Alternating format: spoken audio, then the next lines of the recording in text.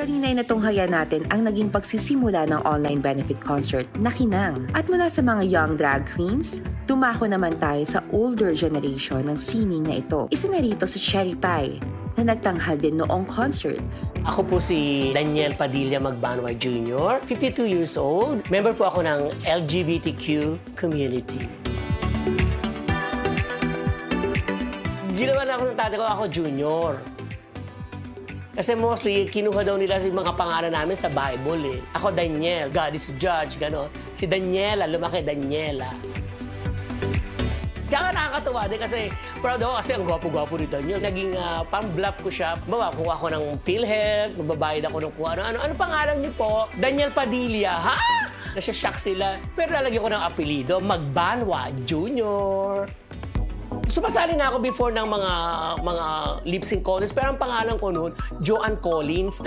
Parang napaka-social. Piyesta-piyesta lang naman yung sinasalihan ko. So nag-isip ako, ano yung madaling i-catch up ng tao?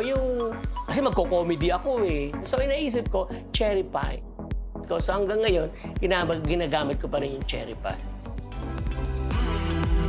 Isa-isang parlor, Joanne, sali ka ng beauty contest. Ano lang siya, street contest lang siya. 13 years old pa lang ako. Sinali nila ako.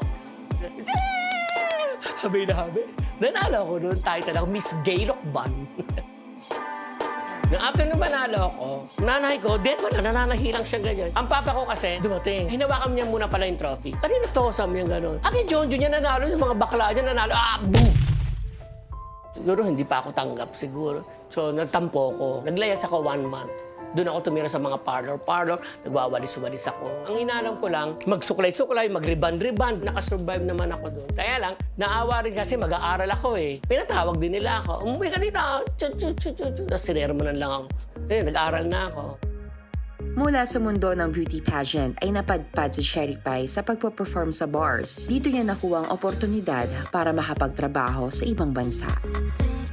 Show ako sa Cubao. Gay-bar yung kasama ko na si Chat, no? Si Racing Chat. Natuwa yung isang promoter. Nakaalis ako. Sabi sa akin pa, pagbaba ko ng Japan, humalik ka sa lupa. Ha? Humalik ka para makabalik ka. Si bakla naman, balik. Every 6 months, ang trabaho ko sa Japan, entertainer.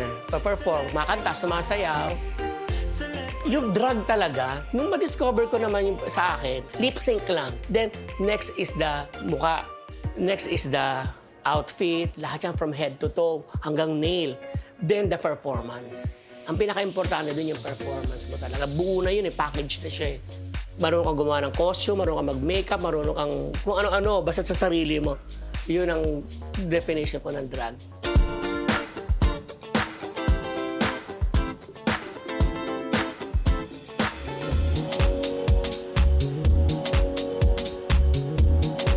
Nung naging drag queen ako, naging bread and butter ko siya. Maipapayo ko sa mga aspiring na talagang gusto yung drag, bago mo pasukin to, siguraduhin mo na sigurado ka. Kung normal talent yan, lalabas at lalabas yan eh.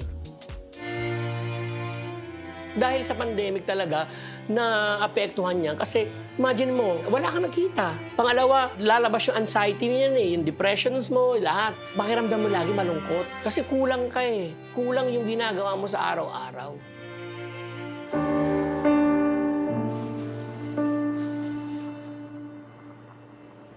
Dumaan ako sa depression 3 years. Hindi alam ng mga kamag-anak ko. Mga kaibigan ko lang, pag-perform ako pa, uuwi ako dito, bili ako ng alak, hanggang alas 6 ng umaga. Mag-isa lang ako dito.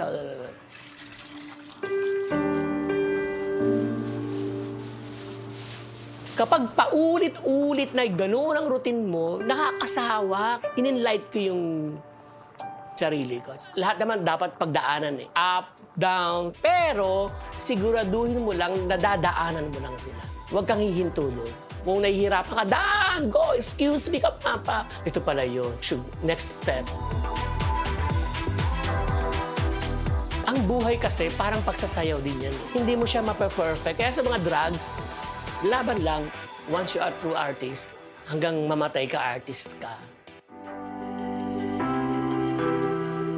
Masaya na mahirap, pilit ko pa rin talagang ipaglalaban yung karapatan ko bilang bakla. Kung bibigyan ka ng pagkakataon uling mabuhay, ako, ito pa rin. Kasi dito ako natuto eh. Dito ako tumayo sa sarili kong paa. Dito ako natanggap yung sarili ko. Dito niyo ako tinanggap kung ano ako ngayon. Kaya naman ang sumalang na sa online concert ay buong pusong ipinamalas ni Cherry Pie ang kanyang taglay na husay, talento at kinang.